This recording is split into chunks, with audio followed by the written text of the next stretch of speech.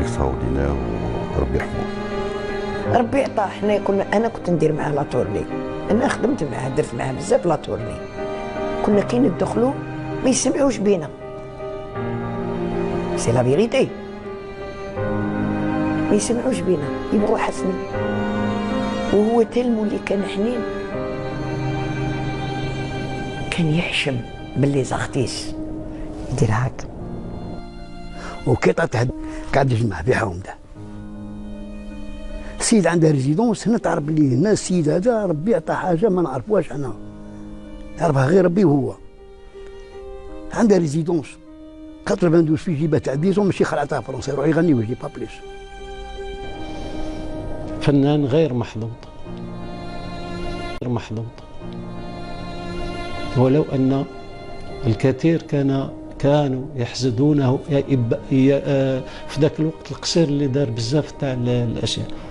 انا بقى نسمى ما استغليناش وما عرفناش النضج ديالو، لان الفن تاع بنادم يكبر معاه. Nous sommes en 1986 et un phénomène vient de chambouler la scène artistique. Ce phénomène répond au nom de Hasni Chkroun, il a tout juste 18 ans. Un jeune artiste à la voix hors norme et au talent hors pair vient de se frayer un chemin et se positionner au milieu des plus grandes stars de la chanson raï, telles que Sahraoui, Fadela, Zehouani ou encore Khaled. Personne ne s'attendait à ce tsunami artistique qui a changé la donne des artistes, mais aussi des studios d'enregistrement.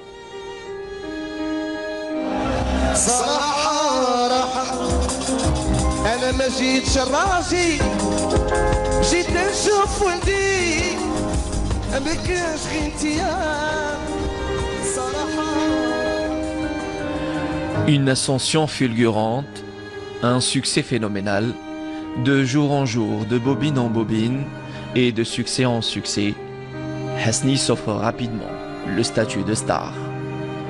Et à l'image de toutes les stars, Hasni est la cible de rumeurs, des rumeurs dont il s'inspirera pour faire une chanson à succès.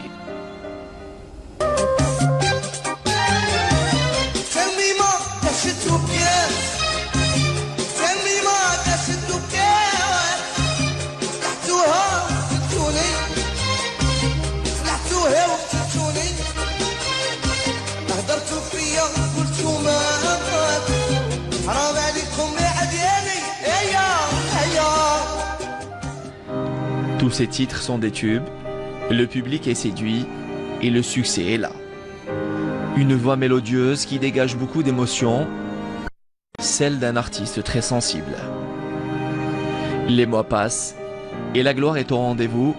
Hasni est devenu un nom, sollicité partout pour animer des scènes dans toute l'Algérie et même à l'étranger. En marche, rien ni personne ne pourra arrêter la machine Hasni, à part le destin.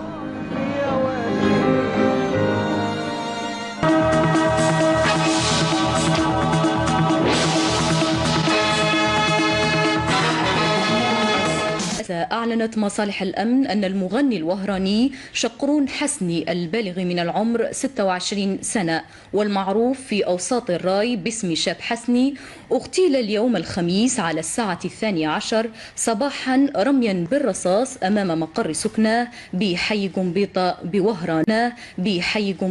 بوهران. رحم الله الفقيد وألهم ذويه الصبر والسلوان.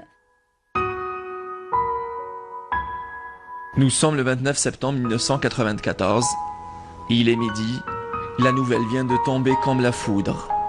Cette fois-ci, ce n'est pas une rumeur, l'information a été relayée par les médias. Hasni vient d'être assassiné. L'espoir de toute une jeunesse vient de s'en aller.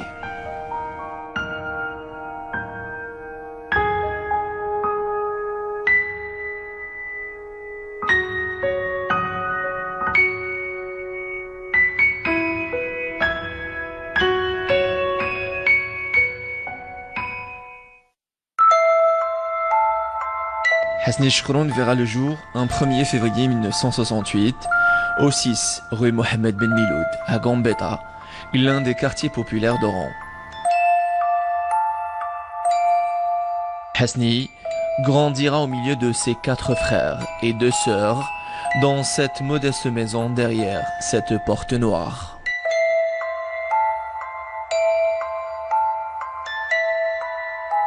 Il fera ses premiers pas à l'école primaire Ben Rushd, puis au collège Qabbati Bachir. Tout le monde gardera le souvenir d'un élève studieux et très éduqué. Très tôt, il démontre son désintéressement pour les études en quittant le collège pour se consacrer au football en s'inscrivant à l'ASM d'Oran.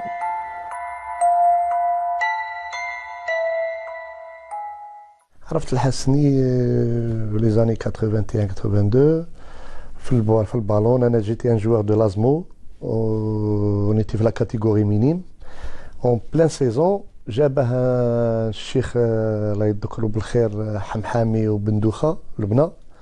جابه هنا اون بلان سيزون بور دي ايسي. فينالمون il a recruté كسايري الهواري. il a recruté الشيخ que je le salue.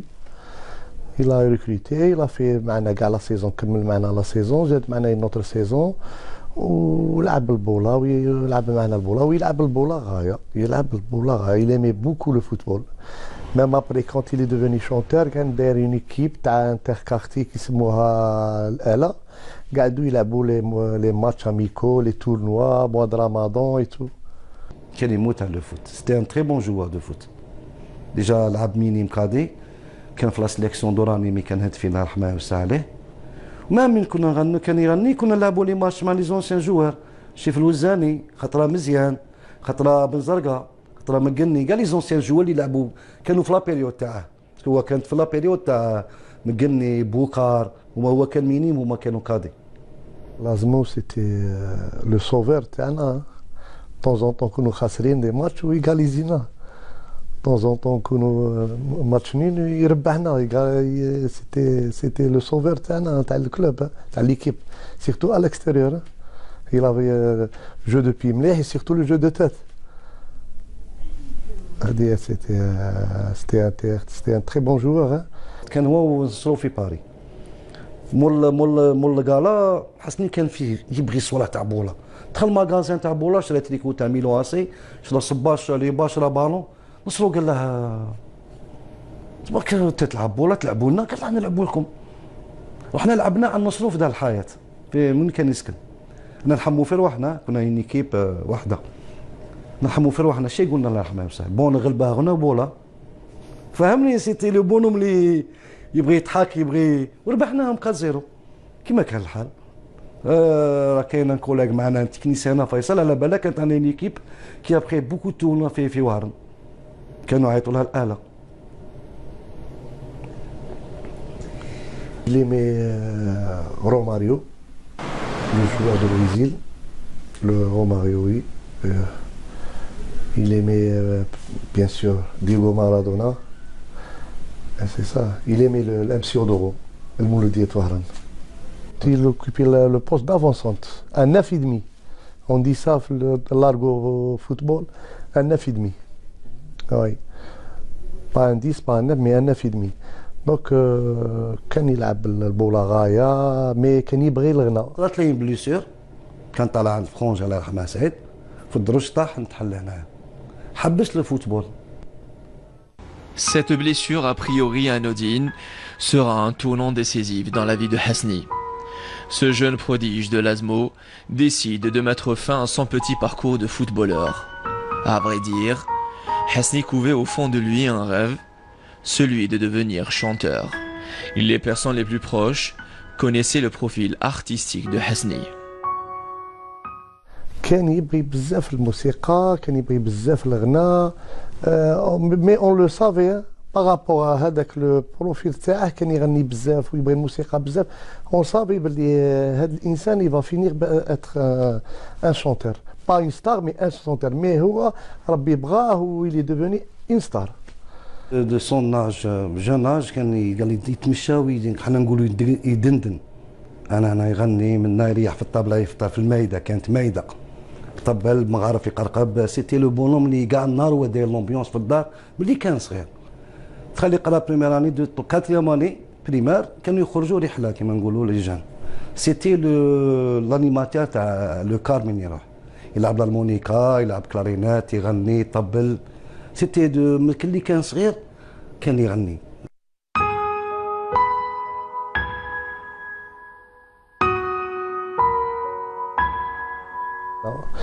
Quand on faisait un déplacement, نروحوا نلعبوا dans un via Alger ولا قسطنطين ولا هذا، قاعد طريق في الكار وهو طاف وحنا نغنوا وهو يغني لنا وحنا نردوا عليه.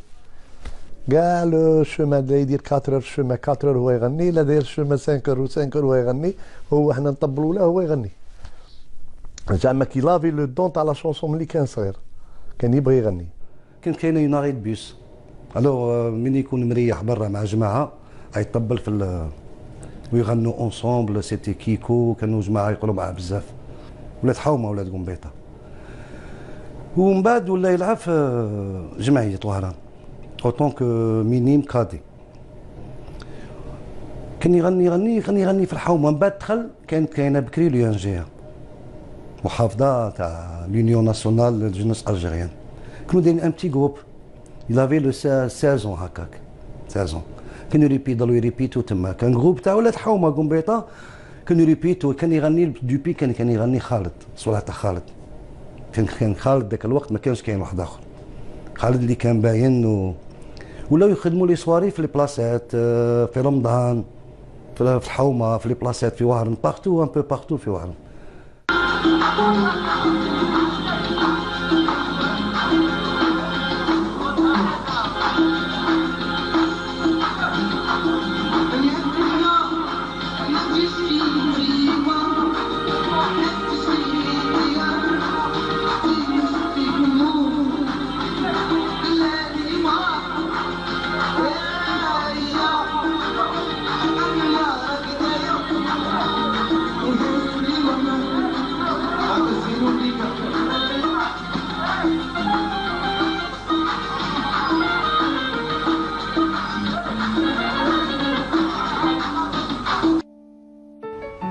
Âgé tout juste de 16 ans, alors qu'il sortait des entraînements, un mariage est animé dans son quartier par Khaled. Déjà célèbre à cette époque, sur insistance des voisins de Hasni, Khaled lui cédera le micro. Une occasion inespérée pour Hasni, qui va la saisir et démontrer ses capacités vocales sous les yeux de son idole. واحد النهار جا شاب خالد غنى في الحومه، عرس في ولد حومه منا شبابك. من يجي كان خالد ذاك الوقت دخل العرس تاع خالد سيتي اونيفو. طلع حسني كان لابس السيرفات تاع جمعيه وهران، كان عاد جاي من الزونتيرمون قاعد بالسيرفات تاعه. طلعوه طلعنا ريحنا، بداو ولاد الحومه فوته يغني، هذا في يغني. غنى مع خالد، غنى باساج. خالد كان شويه زعما خلع عن جون كيما هذا ا 16 ديجا، راه كانت عنده يبان بلي ستان ارتيست، كانت عنده اون فوا. قلت لهم ديجا هذا عنده تخي بال فوا ما شاء الله، هذا وحده يصنع روحه. قال لي قلت له ما شاء الله، انا تبالي بلي لافوا تاعو راهي رايحه وحدها. هو فرحان في الاستوديو وواحد لي مانيير، فرحان بواحد الفرحه ما تتصورش. Déjà enfant, Hasni s'est démarqué naturellement des garçons de son âge. Les connaisseurs ont détecté en lui la fibre d'un artiste né. أنا عرفت حسني 1977 1978 في المخيم الصيفي تبع السوناكوم انذاك. فكان تلميذ بين التلاميذ، وكنت منشط رئيسي بمعنى نتاع الانيماتور برينسيبال. وكانت في اخر هذيك لا سيسيون نديروا نخبه او مجموعه صوتيه تتغنى بالاناشيد الوطنيه.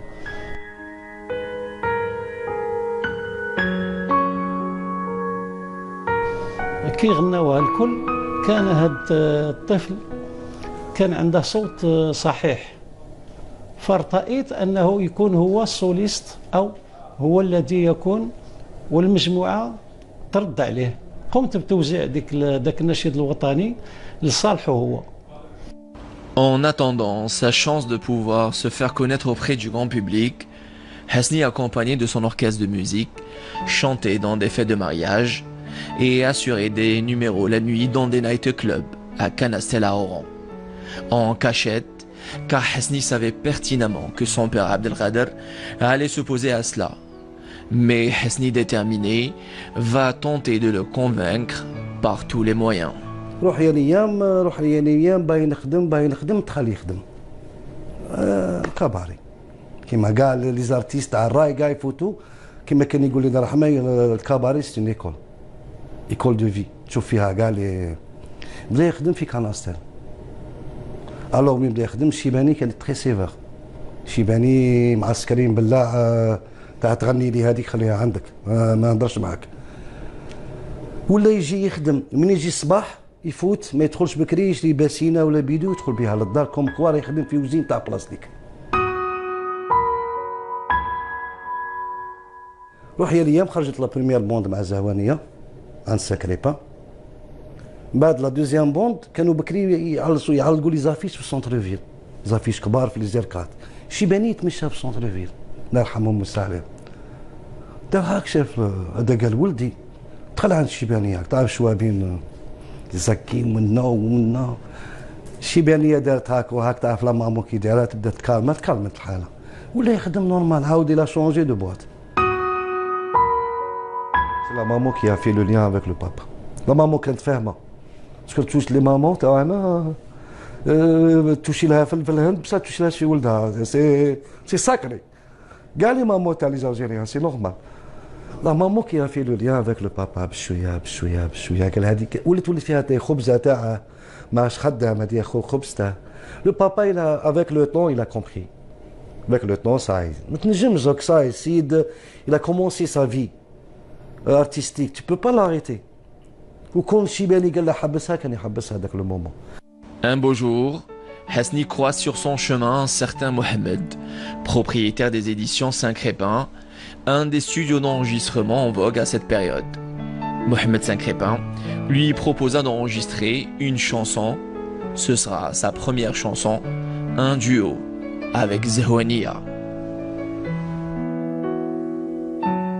جابه لي مسيو محمد سانكريبا قال لي انا اختيس فنان زعما كره باغي يدير معاك ديو ولا كان تقدري. قلت له مرحبا باسكو جي لابيتود باش ندير ديو مع لي زارتيست.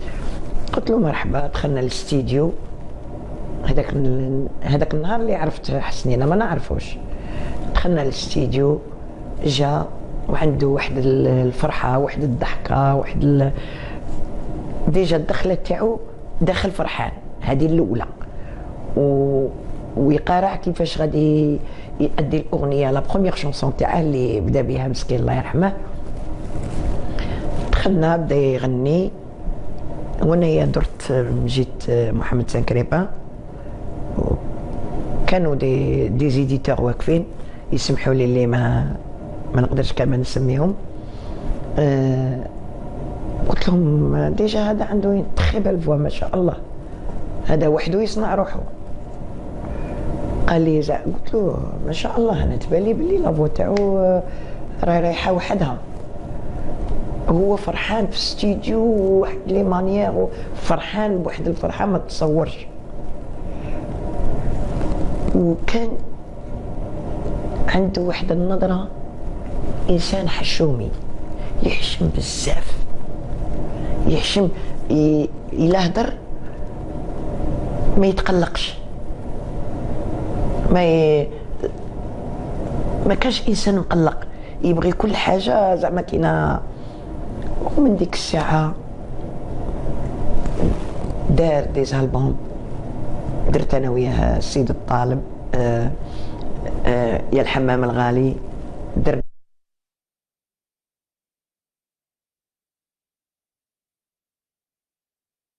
ديسمبر ان امي جا خرج بيرميسيون مي جاب لي كاسيت تاع الفرونجا مع زهوانيه. باك جيتي ان بو خويا راه يغني ديجا ما كنتش كاع ما نروحش كاع بيرميسيون انستريكسيون 7 موا تعرف.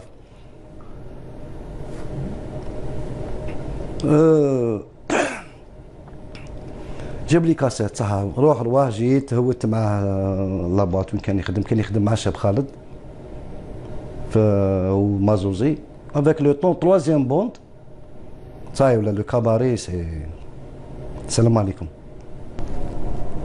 كان ارتيست فنان، كان فنان، ماهوش فنان في الغنى، في كلش، في التربية، في الآداب، في الإخلاق، كان عندها باجاج، كان عندها باجاج ثقيل بزاف. Malgré la polémique, le duo avec Zehonia fera un tabac. S'en est suivi 2 autres bobines. La 3e marquera le début professionnel de Hasni, qui décide de tirer un trait sur le monde de la nuit. La magie du jeune Chkroun opère auprès des professionnels du métier qui ont commencé à s'arracher le jeune rossignol. Devant cette pression, Hasni s'est retrouvé obligé de faire appel à des paroliers et son frère aîné Laraj fera partie de ses premiers paroliers. Ce dernier va lui signer plusieurs chansons à succès. C'était le bonhomme qui travaille trop. Il se prépare في المنطقة. يجي أنا بارولي ولا يعطيه الغنى. كان العرش خويا الله يرحمه كان كاتب له ديجا كاتب له ذاك المحروم عايش مظلوم كاتب له بليزيور شونسون. سيتي ان بارولي. ملي كانوا يجيو له لي شونسون يعطي العرش يريح في الدار واو العرش الله يرحمهم الله يرحمهم ويوسع عليهم. قال هادي لا هادي نقلعوا هادي نزيدوا كلمة هنا نزيدوا فهمني. كان يجي يدي كان يجي يدي لو تيتر بصح الزريعة هو يبلاصيها كيما يبغي هو. فهمني. كان دي فوا ان روفران يكون افون الاخر نجم كان يبدلهم هذا ما يجيش هنا يجي ابخي سيتي لو بونوم كي ترافاي تيتاه دو شونسون جي مالو كار ونكون ناسي طلاق يفكرني ولدي من يقول لي ما بالبرودوي عمرت له غير دو شونسون هذيك لا شونسون تاع نكون ناسي طلاق كي شغل اثرت فيه قعدت في الدار واحد 3 جور ما خرج دا ان بريميكس نهار عمرها دا ان بريميكس منها شمها دا ان بريميكس قال بوسي باطني هذيك كيما راهي كان هو عمرو غير بيلوطاج لي لابو تيموان كانت الخدمه هكا بكري لابو تيموان من بعد يدخلوا بهذا لي زارونجمون من بعد وتقعد لابو غير هي اللي تلقى واش تقسموه كانت خدمه سي بيزار في هذاك ليبوك درتها لا شونسون تاع جي مالو كار وهذا جي مالو كار خدمت له جي مالو كار هذه وتسباب غبنتي في خدمتها له سي لو بروميي اونجسترمون تاع حسني مي دخل لورديناتور لالجيري سجل فيه هو الاول. À l'époque, on n'avait pas commencé à travailler tout de suite, mais on se voyait souvent dans les studios d'enregistrement, dans les rencontres entre collègues de travail, tout ça. Et après, on avait décidé de commencer à travailler ensemble. Malheureusement, c'était vers les années 93, on avait commencé à avoir de grands projets, vraiment à l'international, parce qu'on avait commencé à enregistrer pour des maisons de disques à l'étranger. Donc les 2 albums qu'on avait enregistrés qui étaient destinés à la production internationale, c'était Saadini Nahjar Maak et un autre album Rani Marra Hna Marra Lhih. كي جا لقى بوسي سيدي مصر لقى حل ليكرون هذاك ويخرب فيه قال اش سوى له هذا قال هذا الاورديناتور غادي يولي يسجل فيه انا كنت نقرا عليه دار عليه ستاج دو 15 جور في الايطالي وجابه حطه بلاصه وكل شيء بقى من بعد يتعلم فيه قبل ما يديماريه يتعلم فيه يحله يشوف بزم لا بيركيسيون ويحطها وسواله قال له هذه حاجه قال له هذا جديد قال له هو قال له واحد ما بدا يغني فيه قال له لا قال له غني فيه انا الاول قال له خلي حتى ندخل عليه مليح وسجل فيه قال له انا غني فيه الاول خرج مليحه سي بون ما خرج مليحه قال نعاودها في مانيطو غاد ولا ما غاد المهم بدا فيه انا الاول.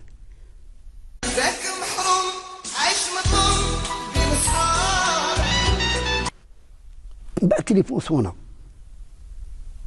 صونا كنا سيدي وماستر ربد بوسي في التليفون جيب يده غير بليزاس هضر معاه قال زعما مرتك من فرنسا تعيط انا كنفوتها لك ولا راك خدام هي حسني بغا يقول لها من بعد الخدمه نهضر معاها ولا من بعد قال لها ارى دا التليفون بعد وقعد يحكي مع داره مع المراه تاعه احنا على بالك انسان من يكون في ميلو ارتستيك وشيخ مع راسه وصوالح هادو ويعرف بلي لو كولوار اللي يتمشى به حسني والناس راهي هاضره برا بلي راه يغني على كذا ويغني على منا على منا، انت ماذا بك يسهلوا لك الامر، ماذا بك الخيط واصل، راه خاص غير لمبه دورات تشعل، انت ماذا بك لمبه دورات تشعل وصاي. كي كمل تليفون حطه سكت. ايام بعد بقى يقصر معاه محمد قال له وقيلا درك اش ما قالت لك سكت كنت ضحك فينا وكسكت. حسني هكا شاف فيه قال لها اسمع هذا صوالح سي تعرف سي فاميلي با تهضر لي صوالح انا هيا شي خاطرني تليفون خلينا نروح. انا جاتني في طاني ورقه وستيلو سير بلاصه جاتني في ليزي تاعي كنت نشوف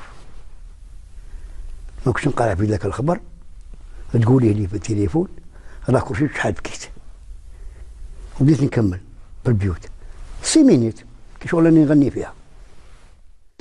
Il est clair que Hasni s'est inspiré en partie de sa vie, mais en réalité il laissait libre cours aux paroliers et jugeait ensuite les textes intéressants après la lecture des paroles.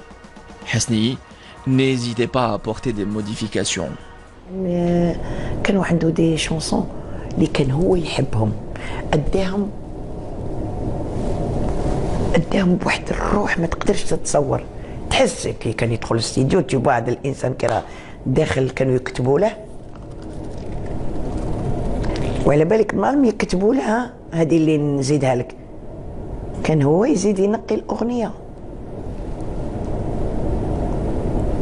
انا حاضره ماشي زعما قال ما تعجبش هذه الاغنيه لافغاز هذه يقول لك لا حيدها هذه هواش اللي قلها ويحط الاغنيه كان يحط الاغنيه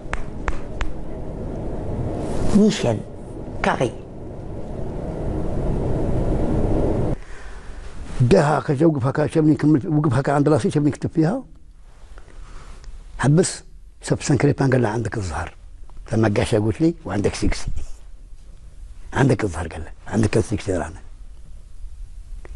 حكم ورقه جمع عند سانتي بقى منا يلعب بها يبلاكي فيها يلعب فيها كان يلحن فيها يبلاكي فيها يلعب بعد قال لي الشيخ اروح اسمع قلت له نعم شيخ خصك قال لي خصك ان باساج قلت له نورمال باسكو سا سي ان ترافاي كي فو لو فار راك في ستوديو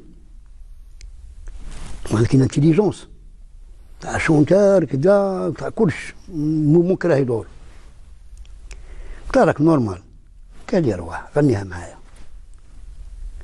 قعدت نغني فيها معاه ما كنتش قاعد بذاك الخبر تقولي لي في التليفون راك كلشي شحال بكيت قال لي خصك ميزير قلت له راك نورمال قال لي خصك ميزير عاود قال لي غنيها معاه قعدت نغني معاه وانا كشغل انا سي مون طرافاي انا كبير عليه لو بوس دو دير لو ديرني مو تاعه انا ما كنتش نسمع شي كان يهضر في التليفون جو با دوني اون شوز ما نعرفهاش انا بكيت ليماج دابري شو كنت نشوف ما كنتش قاعد بذاك الخبر تقولها لي في التليفون كلشي شحال بكيت حتى كي شغل يهضر وفيها لي كريماس منا واحد تكون تعرفها حافظه وتدخل الدار عنده وتعرفها كيفاش يخمم وكي يخدر فيه واحد ودني حمار ويحشم تسمى تعرفها كومبليتمون تقدر تعرفها كومبليتمون. وانا كنت نبروفوكي فيه قلت له هاك نورمال شاف فيا هكا حبس قال لي مالك شيخ هاو سايسا كومونت لا سوفرونس قلت له هادي سايسا كومونت لا سوفرونس انا ما على باليش.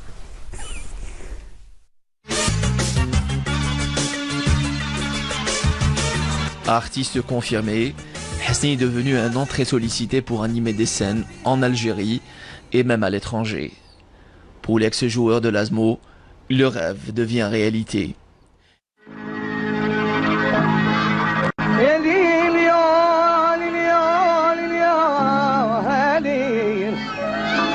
Sa première scène sera le festival de la chanson oralaise, une soirée télévisée. L'on voyait déjà à travers le petit écran qu'il était dans son élément.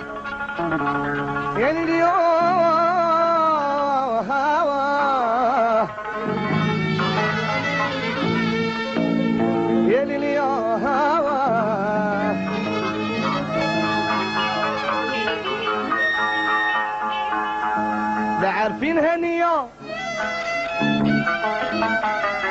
حسدوني العرب هي لا لا لا لما القريب الدنا نبغيه ما عندي يسهر ماما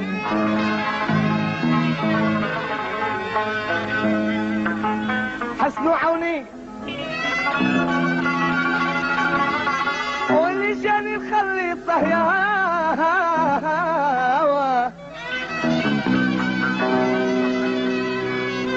لما القريب الدنا نديها ما عندي صار ماما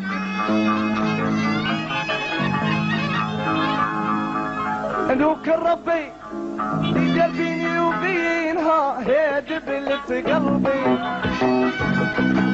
لما القريب الدهلا نبغيه ما عندي صار ماما ماني ما راح قلبي ما يرب وهي لا لا لما القريب الدهلا نبغيه ما عندي صار ماما ايوه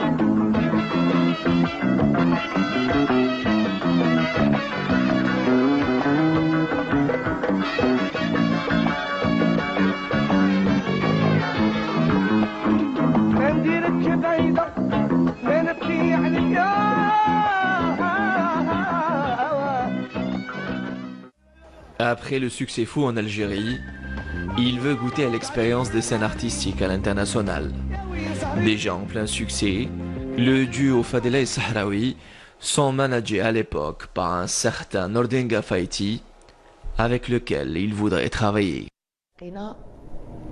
ولي يقول لي حليمه بغيت نخدم مع غافايتي وكل شيء مسيو غافايتي قلت له هضرت معاه قلت له نور الدين يا انا اختيس وما شاء الله راه بدا يدير في لي زالبوم تاوعه ولي زالبوم تاوعه اللي ديره ناجح قلت لنور الدين قلت له الا كان نقدروا تقدر ديره قال لي وي افيك بليزير من بعدها اجتمعوا كاع لي زاختيس عند مسيو غافايتي اللي نحييه من هذا المنبر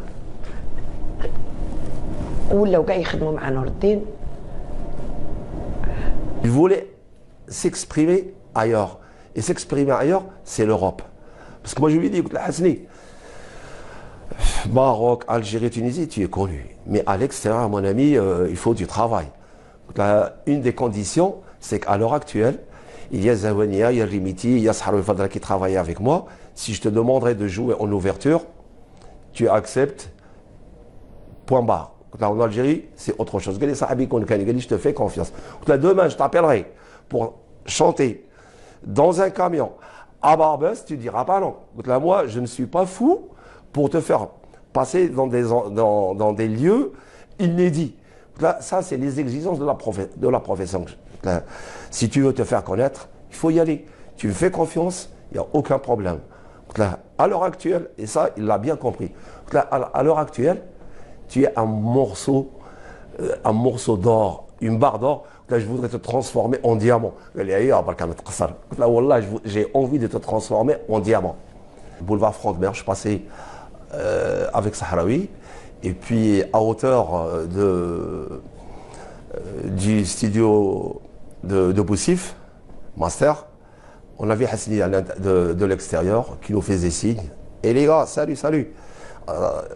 صحابي قال لي نور الدين حسين راه باغي يخدم معاك قلت له حبابك خلي شويه مازال راني عاد هنايا قال لي نضربوا دورات ولينا عنده دونك au retour on s'est fait la bise on a pris des glaces juste à côté et puis hop Hasni était un jeune garçon abordable c'était le début de l'ascension et puis il m'a dit Gafati s'il te plaît est-ce qu'on peut se voir.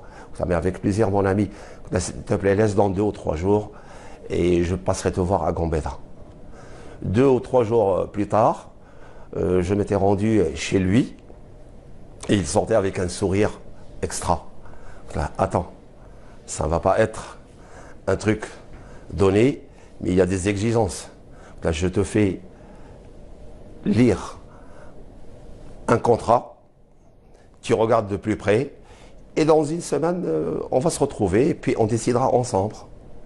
قال لي صح Je me rappelle 2 jours après, c'est Boussif qui m'appelle.